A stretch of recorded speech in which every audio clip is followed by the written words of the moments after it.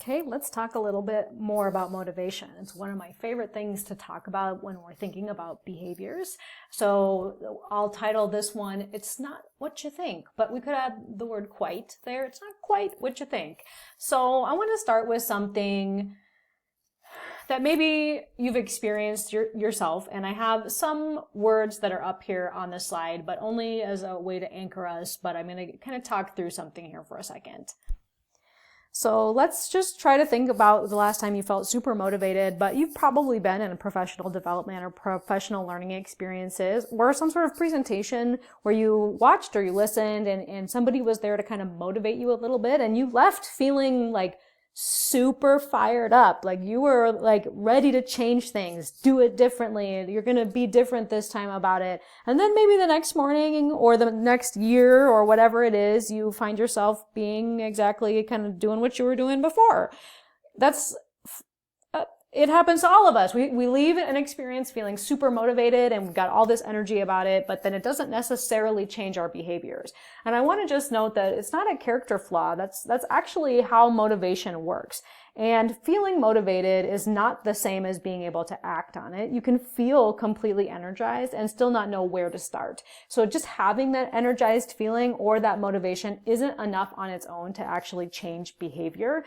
You can want to do something and genuinely want to do it and feel motivated and still not engage in changing that behavior, because the feeling doesn't give you the skills to initiate, to organize, to follow through, to really want to change your behavior. And thinking about, I think this is important, how often we associate coaches as being motivational. We bring them in to motivate businesses or educators or people all the time. Coaches are seen as very motivational. But what we're missing is it tells us something important about motivation. Because when a basketball or football or volleyball or soccer or any sort of coach goes in to motivate their team, they're motivating people that are at the top of their game, pun intended, because we know they already have the skills. They're literally already in the game. So those players might be overthinking something they did. They could be in their head about what they just saw or heard or experienced. And the coach is going in there to motivate or remind them about something they're already in, something they already have the skills to do. They know how to do, and we know that as a fact. That's powerful because they already have the skills to do it. So hold that in your mind for a second and think about all the times that you felt that motivation was the answer for our students needing to be motivated about writing, about school, about wanting to go to college, about having a job, about sitting in the classroom and obtaining motivation as the answer. Because the problem isn't actually motivation. In education, we just treat motivation more like a personality trait, that a student has it or they don't, or they should have it when they don't. And we might say things like, oh, he doesn't care. Or I've heard several teachers recently say to me, if they really wanted to do it, they'd do it. And once we start believing that, we're kind of stuck, because you can't teach someone to care, and you can't give consequences for not wanting something enough. So the framing is just incomplete. That's the problem with it, is that it's not fixed and it's not a trait, and it is actually in response to conditions. It's relational. It's about the environment, it's about the skills, it's about how you feel that day. A student who appears completely shut down in one setting can be super engaged and super motivated in another. And that gap is what tells us something. It's not about the students, it's about the conditions around what's going on, not just something intrinsic to the student. So when we see a student who we're maybe saying is unmotivated, the question isn't, what's wrong with them and how do I get them more motivated? But a useful question to kind of take what we know about motivation and be able to use that is, what condition is maybe missing here? And that actually brings us to self-determination theory as a way to maybe think about this. So I think self-determination theory, another theory I know, becomes useful, and I want to give it to you in plain language, not as a giant framework and theory to memorize, but instead 3 questions that we can take away from it and we can begin to ask. So in research, we see Desi and Ryan, they did work on the self-determination theory. You're going to read about it this week and get more background.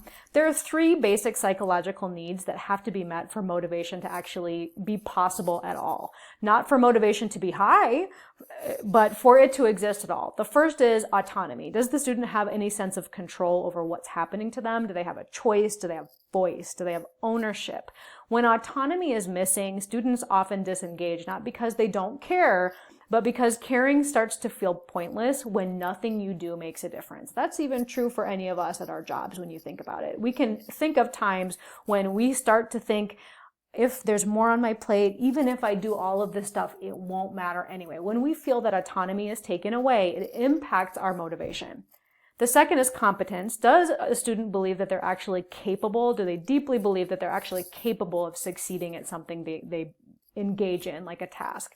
Not whether they actually are, but whether they believe that they can succeed at it if they try. So this connects to what we're talking about Bandura. Self-efficacy and competence are two ways of asking the same thing. Does the student that they actually believe that there's a point in trying? Is trying worth it?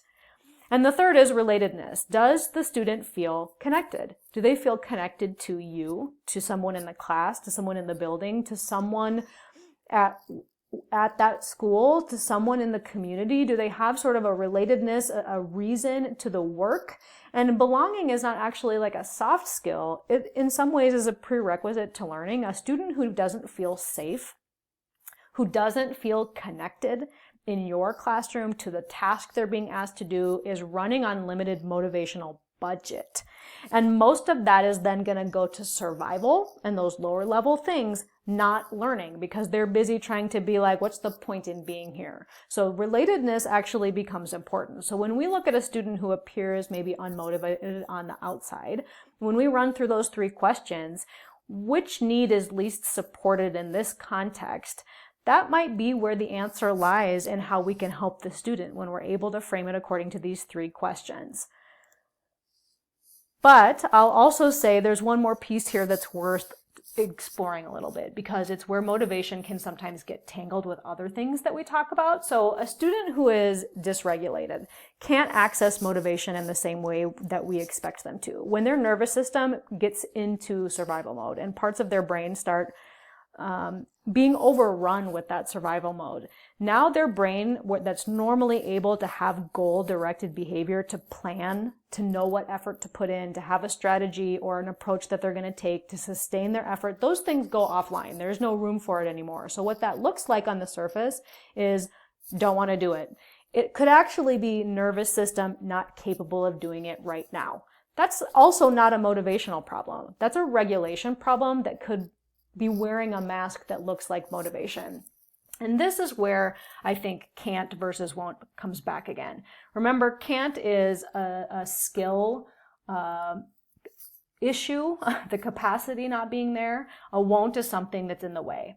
So both of those look identical from the outside. Both of them look like a student that's sitting somewhere doing that or refusing to not engage with something.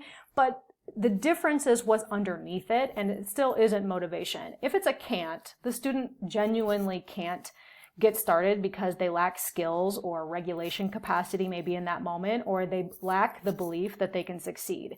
Your job is to build those things, those skills, those beliefs through experiences which you develop for them. Consequences aren't going to help in this case either, but teaching things repeatedly with feedback will. If it's a won't, the student has the capacity that you know for a fact that they have the capacity. It's something blocking access to them engaging in the skill or in that behavior. So then your job is to find the barrier and find if you can remove it or help them get around it or remove that barrier if you're not the one to do it. So it's to find, is there a need that's not being met? Is there a relationship somewhere that's maybe broken down, or a history of this kind of task or something going on that makes this feel risky to this student? Can you find that barrier and address it? Either way, the answer is not consequence, and it's not motivation on its own. The answer is usually, in this case, a question.